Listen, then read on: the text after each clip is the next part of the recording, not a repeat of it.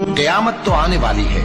اس کے آنے میں کچھ شک نہیں، لیکن اکثر لوگ ایمان نہیں رکھتے۔ اور تمہارے پروردگار نے فرمایا ہے کہ تم مجھ سے دعا کرو، میں تمہاری دعا قبول کروں گا۔ جو لوگ میری عبادت سے ازراہ تکبر کریں، اور مومن عورتوں سے کہہ دو کہ وہ بھی اپنی نگاہیں نیچی رکھا کریں اور اپنی شرمگاہوں کی حفاظت کیا کریں،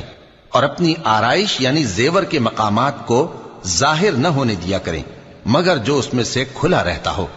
اور اپنے پروردگار کی کتاب کو جو تمہارے پاس بھیجی جاتی ہے پڑھتے رہا کرو، اس کی باتوں کو کوئی بدلنے والا نہیں، اور اس کے سوا تم کہیں پناہ بھی نہیں پاؤ گے۔ اور جو لوگ صبح و شام اپنے پروردگار کو پکارتے اور اس کی مومنوں، جب تم نماز پڑھنے کا قصد کیا کرو تو اپنے منہ اور کوہنیوں تک ہاتھ دھو لیا کرو، اور سر کا مسح کر لیا کرو، اور ٹخنوں تک پاؤں دھو لیا کرو، اور اگر جنابت کی حالت میں ہو تو نہا کر پاک ہو جایا کرو۔